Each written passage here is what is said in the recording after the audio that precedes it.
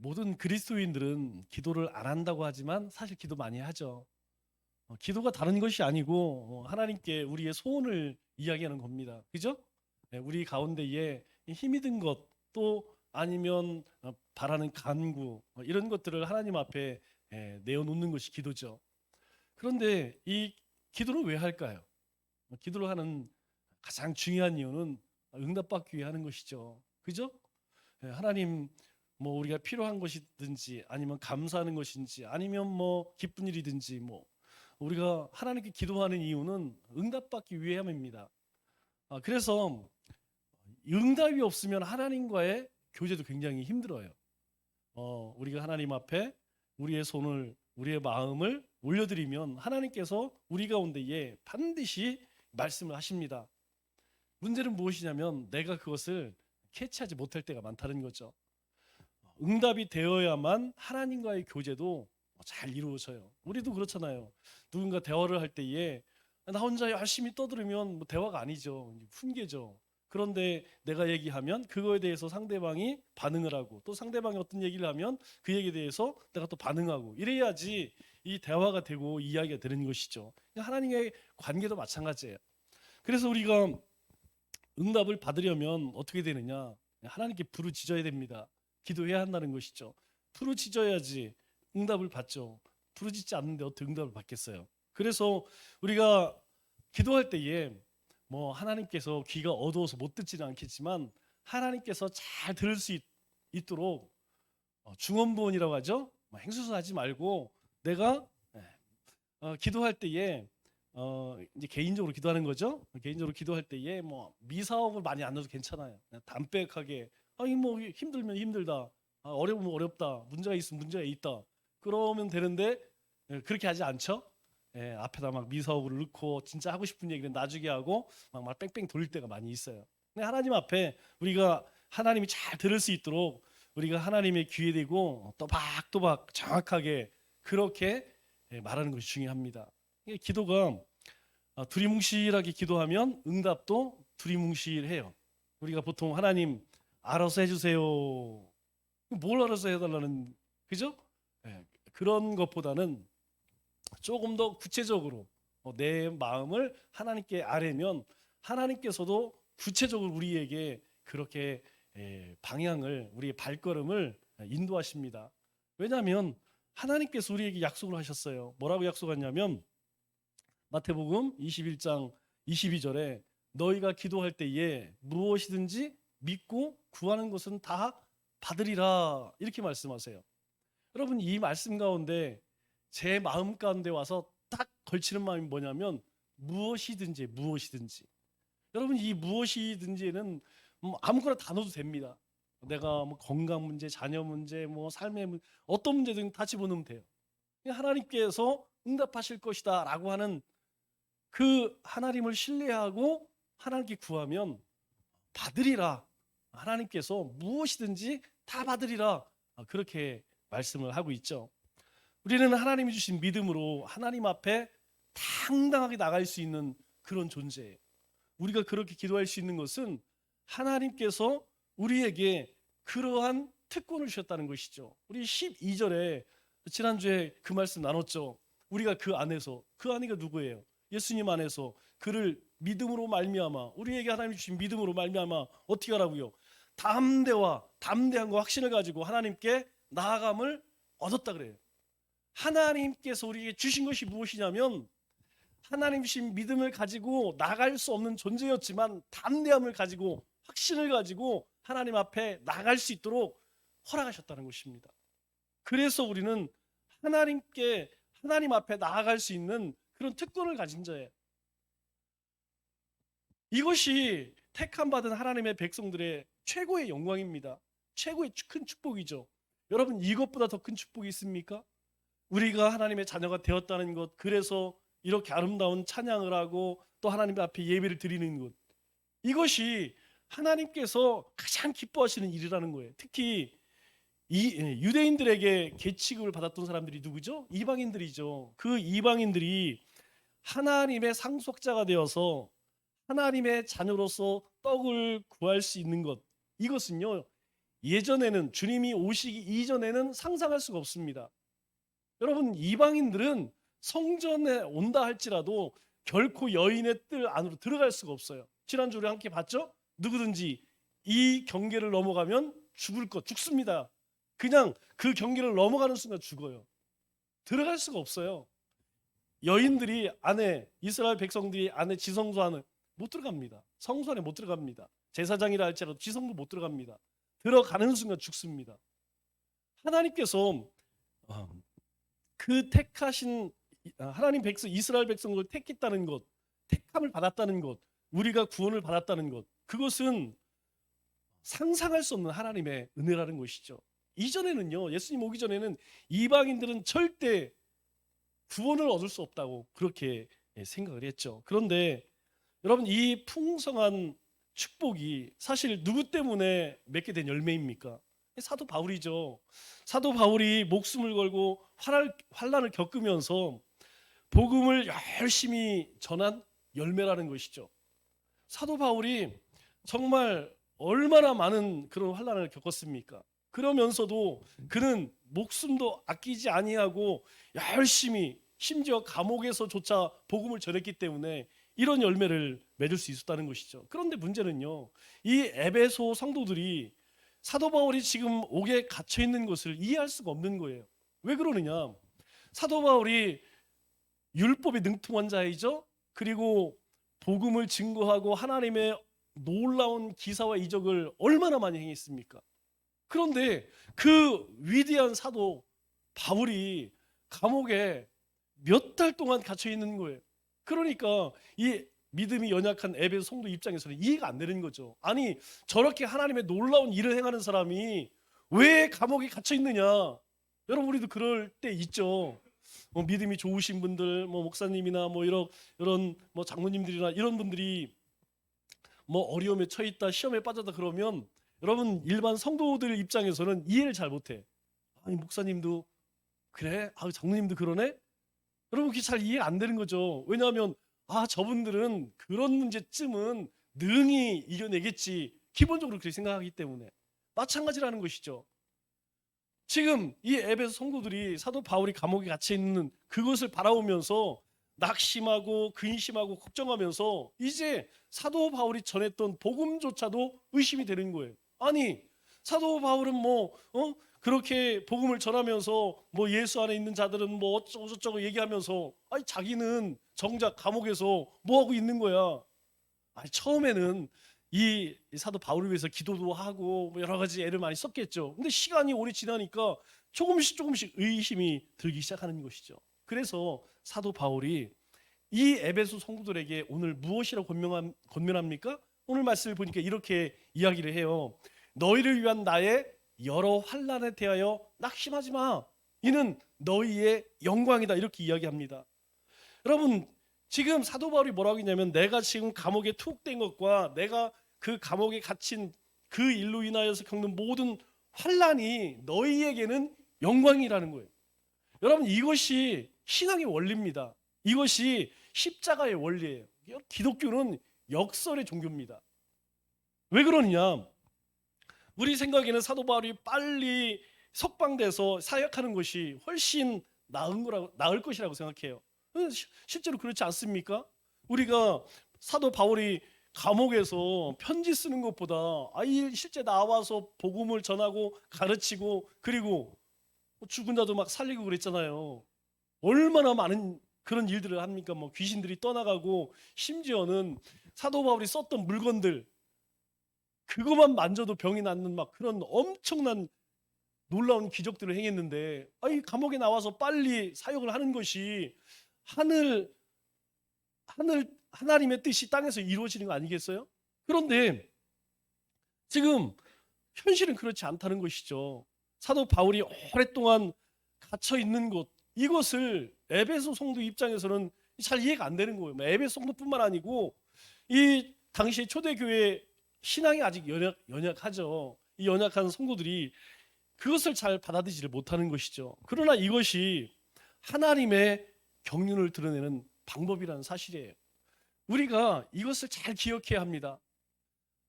사도 바울이 감옥에 나와서 하면 놀라운 일들이 일어났죠. 그러나 감옥에 있다고 해서 아무 일들이 일어나지 않느냐? 아니었다는 것입니다.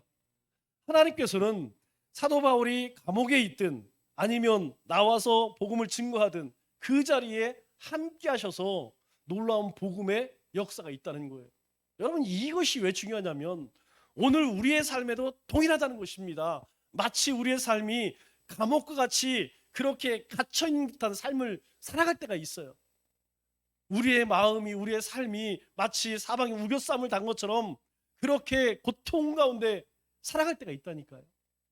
하나님께서 은혜를 주셔서 늘 은혜 충만, 성령 충만, 그럴 때도 있지만 그렇지 못할 때도 있다는 거예요. 그러면 그때에는 내가 힘들고 어려울 그때는 하나님 계시지 않나요? 아니라는 것입니다. 하나님은 그때에도 계시고 우리가 성령 충만할 그때에도 함께 하신다는 것이죠.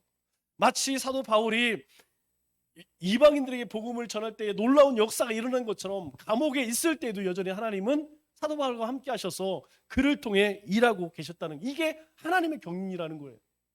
여러분, 좀 더 쉬운 말로 이야기하면 하나님이 일하시는 방법입니다. 하나님의 섭리라는 거예요. 우리 인생 가운데에 하나님은 그렇게 일하신다는 거예요. 좋은 것 가지고도 일하지만 그렇지 않은 것도 하나님은 바꾸신다는 거예요. 능력 있고 그리고 똑똑한 그런 재원들을 들어 쓰시기도 하지만 정말 잘 알지 못하고 많이 배우지 못하고 별 볼 일 없는 사람도 하나님은 들어 쓰신다는 거예요. 그걸 하나님의 경륜이라고 이야기하는 것이죠. 예수님도 여러분 많은 제자 만들 수 있었어요. 얼마나 많은 무리들이 찾아왔습니까? 얼마나 많은 사람들이 예수님을 따랐어요. 그때 너 오늘부터 내 제자해. 그래서 12명이 아니라 제자를 한 120명쯤 뽑았으면 여러분 어떻을까요? 여러분, 그랬으면 훨씬 더 예수님이 일하기 편하죠. 야, 너는 저기 가서 하고 넌 저거 가서 하고 이 일을 딱딱 나눠줘서 어떻게 하면 훨씬 더 능률이 있지 않겠어요? 그런데 예수님은 그렇게 하지 않았다는 거예요. 12명 외에 다른 제자를 삼지 않으셨다는 겁니다. 예수님도 마찬가지. 예수님이 능력이 없어서 십자가에 죽으셨나요? 사람들에게 그 채찍을 맞고 조롱을 당하셨나요? 아니라는 것이죠. 얼마든지 하늘에 천군 천사를 예수님께서 동원할 수 있었지만 예수님 그렇게 하지 않았어요. 예수님께서는 정말 초라한 모습으로 그렇게 채찍에 맞고 그리고 가시면류관을 쓰고 십자가에서 죽으셨다는 것이죠. 그 주님께서 달리신 그 십자가와 부활이 있기까지는 아무도 그걸 이해하지 못했어요.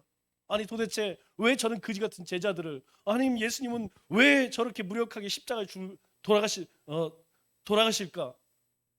주님께서 부활하시기 이전에는 아무도 왜 예수님이 그렇게 하셨는지 이해를 하지 못했다는 것이죠. 그런데 그렇게 하심으로 여러분 어떤 일이 일어났어요? 죄인들, 도저히 하나님 앞에 나아갈 수 없는 자들이 하나님의 용서를 받을 수 있는 길을 내셨다는 것이죠. 유대인이든 이방인이거든 뭐 누구나 하나님 앞에 나갈 수 있는 천국문을 예수님께서 활짝 열어놓으셨다는 것이죠. 그래서 그 예수님의 죽음이, 그 예수님의 고난이 바로 우리에게는 무엇입니까? 영광이라는 것이죠. 그것은 고통이 아니라는 거예요. 주님께서 그런 고난을 당하셨기 때문에, 주님께서 그렇게 십자가에서 살을 찢으시고 피를 흘리셔서 죽으셨기 때문에 바로 하나님의 영광이 우리 가운데에 임하겠다는 거예요. 사도 바울이 로마 감옥에 이렇게 오래 갇혀 있었던 이유가 뭡니까? 사도 바울이 감옥에 있을 이유가 뭐예요? 이유가 있다면 단 한 가지입니다. 그것이 무엇이냐면 이방인들도 예수만 믿으면 구원을 얻는다라고 하는 복음을 전했기 때문이에요. 그러나 유대인들은 어떻게 생각했습니까? 유대인들은 그렇게 생각하지 않았어요. 아니, 이방인들이 구원을 받아 하나님의 백성이 돼? 하나님의 선민이 된다고? 아니, 저들은 아브라함의 후손도 아니고 할례를 행하지도 아니하고 율법도 지키지 않는데 저들이 어떻게 하나님의 백성이, 그거는 인정할 수가 없어. 여러분, 예수님이 왜 십자가에 돌아가셨죠? 왜 유대인들, 바리새인 서기관들의 미움을 받았습니까? 예수님께서 성경에 없는 이야기를 했나요? 아니에요. 이 이스라엘 백성들이 왜곡시켜 놓았던 하나님의 그 말씀을, 그 복음을 예수님께서 새롭게 해석해 이야기해 줬어요. 그런데 그것이 자기들이 요구했던 것이 아니거든요. 자기들은 그렇게 백성들에게 가르치지 않았거든요. 백성들로 하여금 율법에 묶여서 숨을 쉬지 못해야만 자기들이 더 그렇게 존경을 받을 수 있었거든요. 그런데 예수님 그거 아니라는 거예요. 누구든지 하나님 앞에 나아가기만 하면, 누구든지 하나님의 말씀에 귀를 기울이고 하나님의 뜻을 쫓아 행하면 하나님께서 그 인생을 축복하신다. 그거 아니거든요. 아니 어떻게? 우리가 정한 율법을 행해야지, 완벽하게 613가지를 다 행해야지 그게 하나님 백성이지, 어떻게 하나님의 은혜로, 말도 안 되지. 심령이 가난한다고 해서 그것이 어떻게 하나님의 나라를 얻어? 여러분 이해가 안 되는 거예요. 바리새인 입장에서는. 그것 때문에 예수님께서 만일 빌라도 법정에서 그 자리에 있던 종교 지도자들에게 제가 이제까지 했던 얘기는 다 헛소리입니다, 제가 잘 몰라서 그랬습니다, 여러분 한마디만 했다면 예수님이 십자가에 달려 돌아가셨을까요? 아니라는 것이죠. 사도 바울도 마찬가지라는 거예요. 사도 바울도 자신이 왜 감옥에 갔느냐, 오직 예수님만 믿으면 그게 유대인이든 그게 이방인이든 아무 상관없어, 다 구원 얻을 수 있어, 이것 때문에 감옥에 갔다는 것이죠. 여러분 지금은 우리가 얼마든지 이신칭이라고 이야기하죠. 오직 믿음으로 말미암아 구원 얻는 것. 여러분 이건 모르는 사람이 없어요. 다 이해가 갑니다. 그러나 당시에는 이게 굉장히 심각한 문제였어요. 얼마나 심각했냐면 우리 사도행전 15장, 요즘에 우리 성경 읽으면서 여러분 며칠 전에 읽었을 거예요. 여러분 15장 1, 2절에 어떤 이야기 나오냐면 이런 이야기 나와요. 어떤 사람이 유대로부터 내려와 형제들을 가르치되, 이 사람은 어떤 사람이냐면 유대인 그리스도인이에요.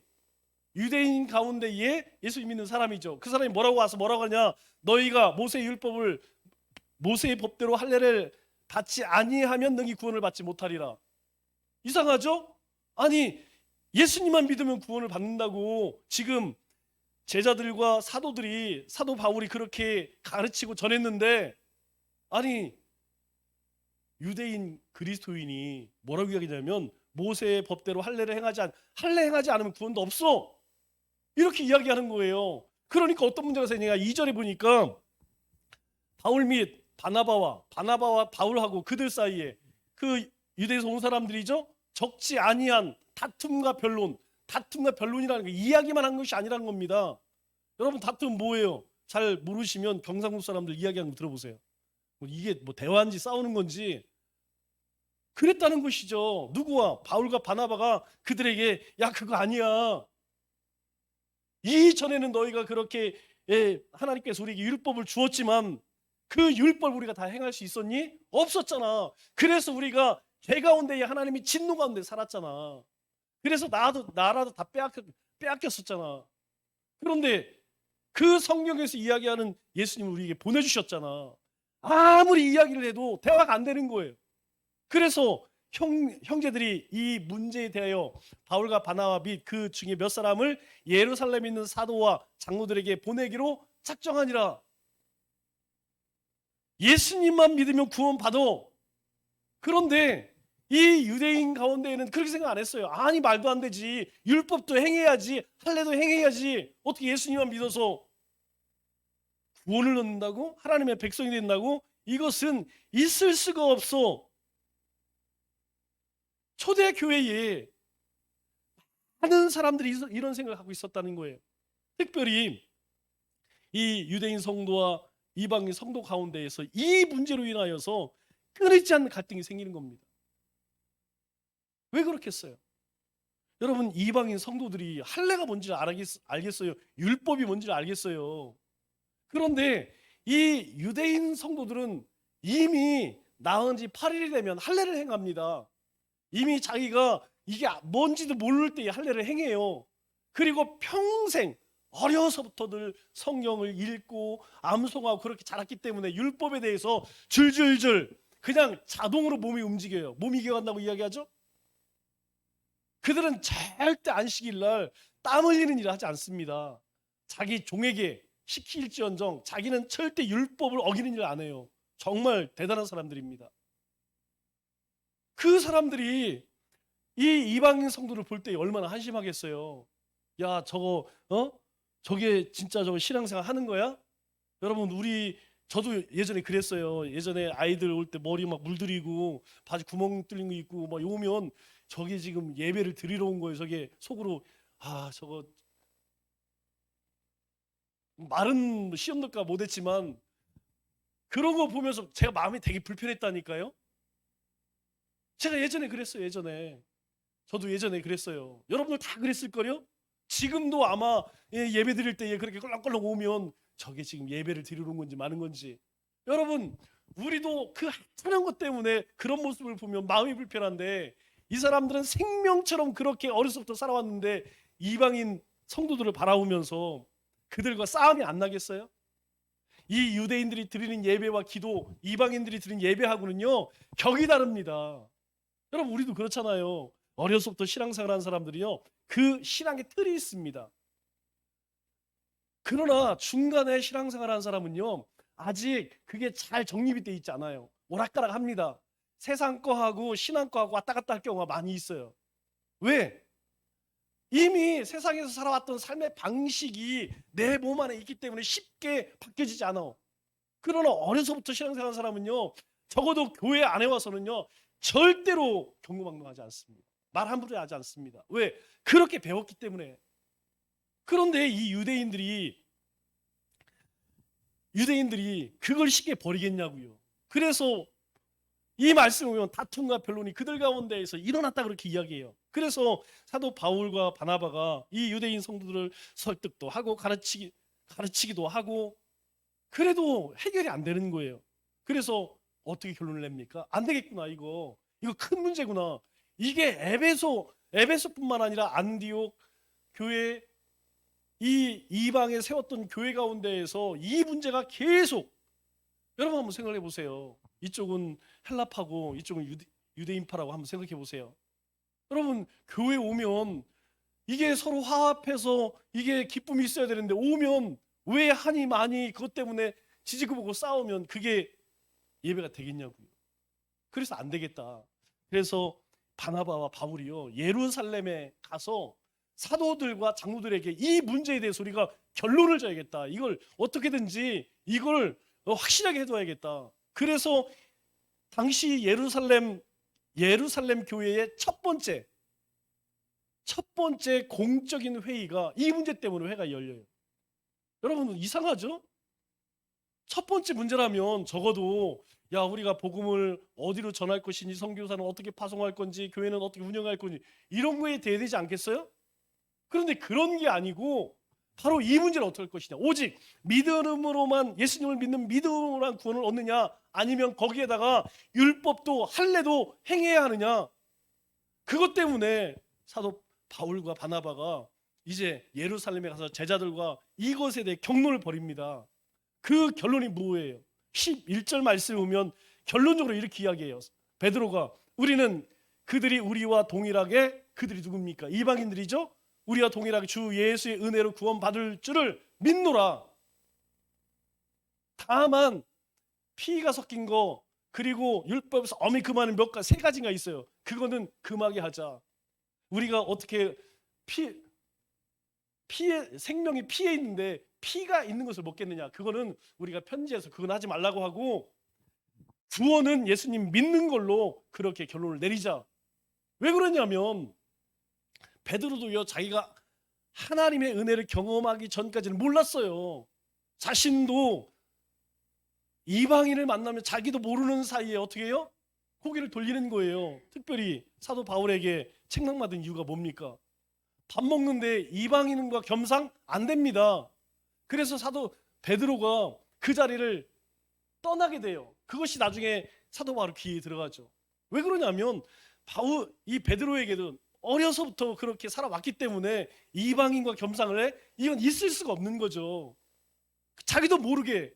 그런데 하나님께서 그게 뭘 보여줘요? 보자기 사건, 거기에 족발 이거 내려보면서 먹어라. 안 된다는 거예요. 나 못 먹습니다. 제가 입에 대본 적이 없어요. 저는 이제까지 이런 부정한 음식을 입에 대본 적이 없어요. 근데 왜 먹으라고 합니까? 그런데 하나님 뭐라고 말씀해? 내가 정하다고 하는데 왜 내가 부정하다고 하느냐? 하나님이 정하다고 하는데 왜 네가 부정하다고 하느냐? 그 이야기를 하는 거예요. 나도 예전에 그 유대인 성도들처럼 그렇게 생각하고 그렇게 살아왔어. 그런데 내가 하나님 은혜를 받고 나니까 그게 아닌 걸로, 오직 구원은 믿음으로 얻는 것인 줄 내가 새롭게 깨닫게 되었다. 그래서 이제 앞으로는 할례뿐만 아니라 어떤 짐도 이방인 성도들에게 지우지 말자. 오직 믿음으로 주님을 섬길 수 있는 그 은혜를 누리게 하자. 그렇게 결정을 하게 됩니다. 여러분, 이 말이 무슨 말이냐면 그런 거예요. 지금 교회 안에 있는 유대인 성도들도 이것 때문에 굉장히 신앙생활이 불편한 거예요. 여러분, 불편하다는 말이 알죠? 막 이 교회 오면 막 기뻐야 되는데 지금 저 사람들은 지금 율법을 행하지 않아. 막 그게 막 마음에 걸려서 막 예배가 안 되는 거예요. 막 저 사람들하고 교제 나누기 싫은 거예요. 그런데 여러분, 교회 밖에 유대인들은 어땠을까요? 교회 안에 유대인 성도들 이 정도인데 교회 밖에 유대인들은 어떠했을까요? 예수님께서 와서 하늘 복음을 전하실 때에 그 사람들은 그 이야기를 들을 때에 견딜 수가 없는 거예요. 여러분, 한번 상상을 한번 해보세요. 그 교회 밖에 불신자 유대인들은요, 도저히 그걸 있을 수가 없습니다. 예수만 믿으면 구원을 얻어? 그러면 왜 할례도 안 하고 율법도 안 지키고 말도 안 되지. 바울이 전했던 복음이 바로 이것이라는 거예요. 유대인이든지 이방인이든지 할례와 아무 상관이 없다. 율법과 아무 상관이 없다. 오직 예수를 믿는 믿음으로 의롭게 되어 하나님의 백성이 되는 것이다. 여러분, 이 복음이 그 당시의 사람들에게 얼마나 충격적인지 받아들일 수가 없었습니다. 그래서 사도 바울을 어떻게 해요? 사도 바울을 미워하는 거예요. 사도 바울을 원수처럼 여겼습니다. 얼마나 미워했는지 사울을 죽이기까지 어떻게 한다고요? 죽이기 위해서 특공대를 만든 특공대. 내가 사울을 죽이는 날까지 마시지도 않고 먹지도 않고, 그런 사람이 몇 명이라고 그랬어요? 무려 40여 명. 40명이나 됐어요. 그 사람들이 이게 이제 총독의 집에 감금돼 있으니까 야, 불러내. 구실을 만들어서. 그래서 길에서 매복하고 있어요. 저 사도 바울을 그냥 두면 안 된다. 저거는 살려둬서는 안 된다. 예수님을 바라보면서 똑같이 이야기했잖아. 저 그냥 놔둬서는 안 된다. 저거 완전히 사기꾼이다. 지금 이 유대인들도 동일하게 사도 바울을 그렇게 생각한 거예요. 그런데 사도 바울이 무엇을 전하고 있었습니까? 예수님 전했잖아요. 복음 전했잖아요. 그래서 그가 미움을 받고 원수가 된 것이죠. 왜 그렇게 미움을 받았느냐? 다른 건 아닙니다. 할례도 없이 율법 없이 믿음으로만 구원을 얻을 수 있는 이 복음 때문에 지금 사도 바울은 고난을 당하는 것이라는 거예요. 그래서 미움을 받고 고소당해서 감옥에 갇혀 있다는 것이죠. 그렇다면 어떻게 하면 감옥에 나갈 수 있습니까? 단순합니다. 아주 간단해요. 이방인들에게는 구원이 없어. 저들은 할례도 행하지 않았고 율법도 지키지 않고, 그리고 율법의 절기와 음식과 제사도 지키지 않기 때문에 저들은 구원이 없어. 이방인들은 구원받지 못합니다. 이 한마디만 하면 사도 바울은 즉시 감옥에서 풀려나요. 그런데 그렇게 하지 않았다는 거예요. 오랫동안 감옥에 갇혀 있었습니다. 사도 바울은 도저히 그렇게 이야기할 수가 없었어요. 오히려 감옥에서 사도 바울이 뭐 했습니까? 그 감옥에서 유대인이든 이방인이든 모든 죄수들에게 복음을 전하는 거예요. 그 감옥에 들어온 죄수들뿐만 아니라 간수들까지도 예수 믿으시오. 예수만 믿으면 구원을 얻습니다. 묻지도 따지지 않아요. 예수님만 영접하세요. 놀라운 것은 감옥에서 복음을 전하니까 그 감옥 가운데에 많은 죄수들이 회개하고 돌아오는 거예요. 구원의 역사가 일어나는 거예요. 그래서 사도 바울이 당한 그 고난으로 인하여서, 그 환난으로 인하여서 그 갇힌 바 되어서 어떻다고요? 그것이 너희의 영광이 되었다, 이렇게 이야기해요. 너희가 지금 하나님의 그 영광 가운데 살 수 있었던 것은 내가 그 복음을 전하다가 그렇게 환난을 당하고 고난을 당하기 때문이야. 그러니까 너희가 나를 보면서, 내가 감옥에 갇혀 있는 그것을 보면서 낙심할 필요 없어. 좌절할 필요 없어. 그것이 너희들의 영광이라고 생각해. 그렇게 말하고 있는 것이죠. 여러분, 오늘 우리에게 필요한 것이 바로 이런 것이라는 거예요.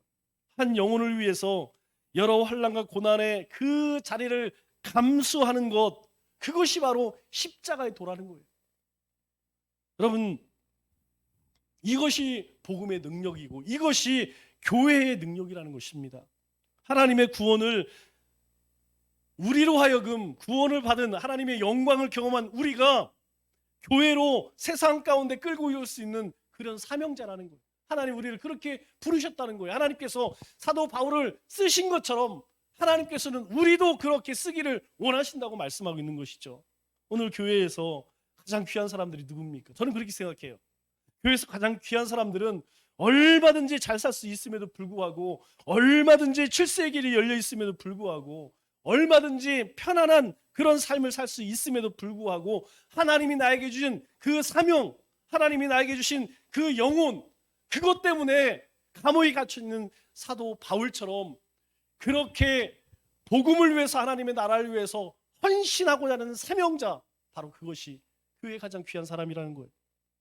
여러분, 누구나 살다 보면 때로 내가 생각지도 못한 그런 어려움과 환난을 경험할 수 있습니다. 우리는 인생의 쓴맛, 단맛 다 보면서 살아가요. 그리스도인들도 예외가 아닙니다. 우리도 똑같이 그런 일들을 경험해요. 여러분, 중요한 것은 무엇이냐면 그저 인생의 단맛만 보고 사는 것을 하나님의 은혜라고 생각하면 여러분 큰 착각이라는 거예요. 여러분, 우리의 삶은 그렇지가 않아요. 복음 안에 사는 인생은 결코 인생의 단맛만 보고 살 수 없다는 것이에요. 우리 가운데는 복음 때문에 하나님께서 우리를 때로 쓴맛도 보게 하신다는 것이죠. 우리도, 여러분, 우리 모습이 어떻습니까? 참 연약하고 보잘것없고 낙심하기 쉬운 사람들이죠. 그런 우리에게 하나님께서 주님을 의뢰해라, 주님을 의지하라. 사도 바울은 감옥에 있었지만 하나님과 함께 하심으로 놀라운 역사를 경험했다는 거예요. 여러분, 중요한 것은 하나님께 구하기 전에, 하나님 앞에 내려놓기 전에 먼저 지레 포기하지 말라는 것이죠. 적어도 포기할 때 포기하더라도 하나님을 먼저 찾으라는 거예요. 하나님 앞에 한번 의뢰해보고 그 다음에 포기해도 늦지 않는다는 것이죠. 그런데 하나님은요, 너희가 무엇이든지 믿고 구하면 하나님이 응답하신대요. 그래서 사도 바울은 에베소 성도들에게 이야기합니다. 내가 이렇게 고난 받는 것은 너희에게 영광이야. 너희의 영광이야. 사도 바울이 겪은 그 고난만 보지 말고 그런 고난을 이겨내게 하시는 하나님을 바라보라는 거예요. 너희들이 왜 나를 보면서 낙심하느냐? 내가 감옥에 있음에도 불구하고 하나님께서 나를 붙들어 쓰시는 그 하나님의 능력의 손을 한번 너희가 바라봐라. 하나님의 그 살아계심을 너희가 경험해 봐라. 그렇게 에베소 성도들에게 이야기하는 것입니다. 여러분, 그렇게 감옥에 갇혀서 아무것도 할 수 없게 된 것 같지만 하나님은요, 그 상황 속에서 복음의 사명을 감당케 하셨다는 말씀을 맺겠습니다. 하나님은 우리가 고난을 당하거나 낙심하였을 때에 절대 그냥 버려두지 않으십니다. 우리 곁에 서서 말씀하시고 위로하시고 다시 일어설 수 있도록 힘을 주신다는 거예요. 오늘 사도 바울의 고백처럼 우리의 삶에 찾아오는 온갖 시련과 고난을 통해서 하나님의 영광을 드러내는 우리 믿음의 권속들 다 되시기를 주님의 이름으로 축원합니다.